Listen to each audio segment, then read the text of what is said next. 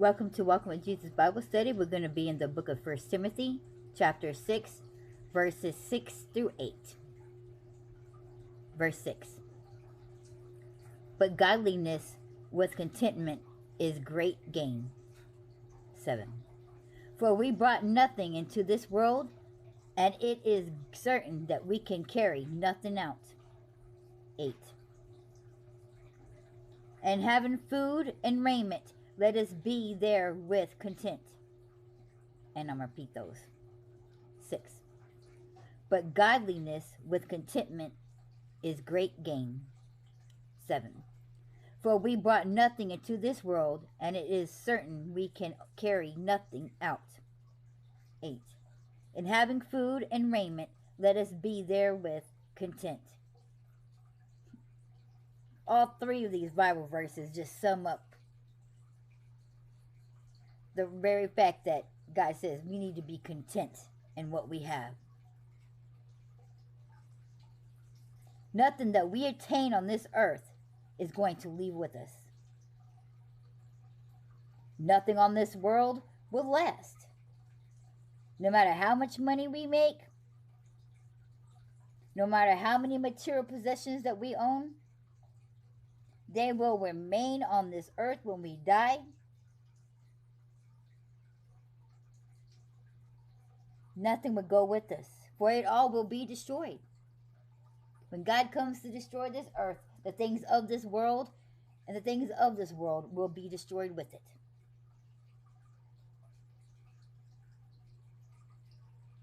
We need to make sure that we focus on our relationship with God.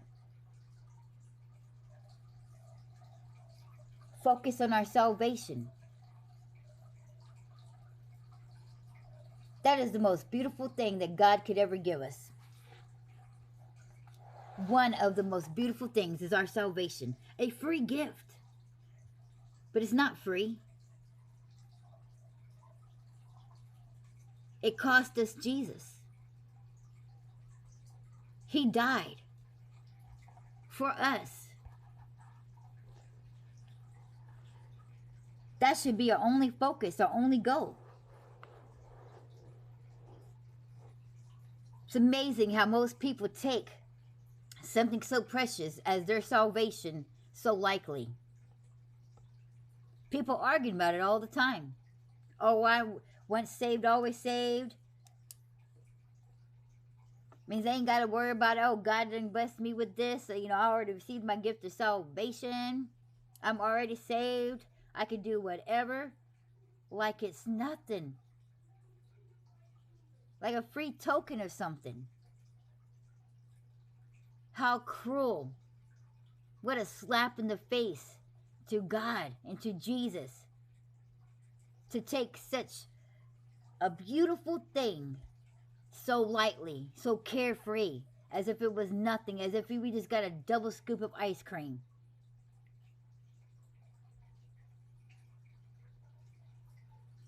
It is too precious. We need to hold it near and dear to our heart, near and dear to our spirit and our soul. We didn't make sure we do everything that we can to make sure that we keep.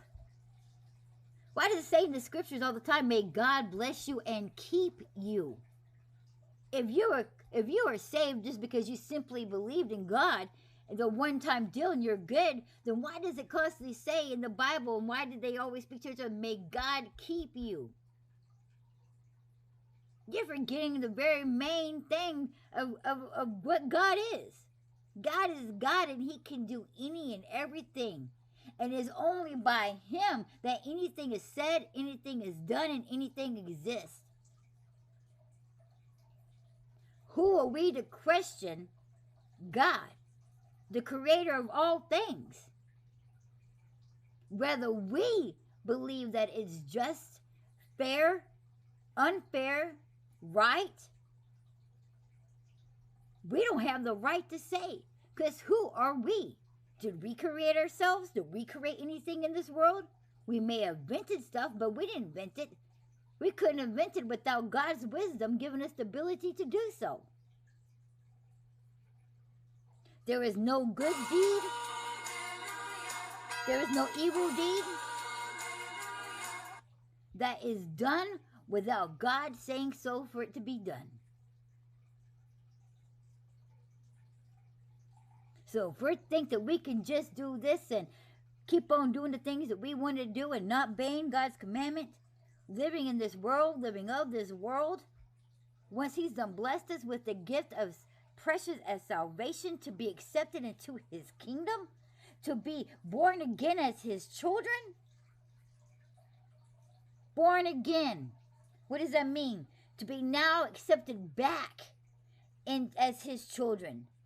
To be accepted back into the kingdom. Back is the key word. That means we once was, then wasn't. And now we can. Means that if he had changed his mind and things had switched to where we wasn't no more, and now we can, it means we can also be thrown back out.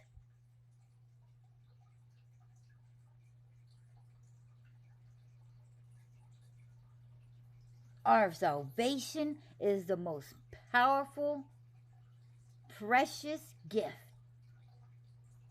that we need to stay focused on. Keep our eyes on Jesus. But yet, we have the most precious, precious thing ever in the world. And most people forget that they even have it. That they're so focused on, well, God, let me receive a miracle today. God, let me receive a blessing from you today. God, can you just give me this? Can you just give me that?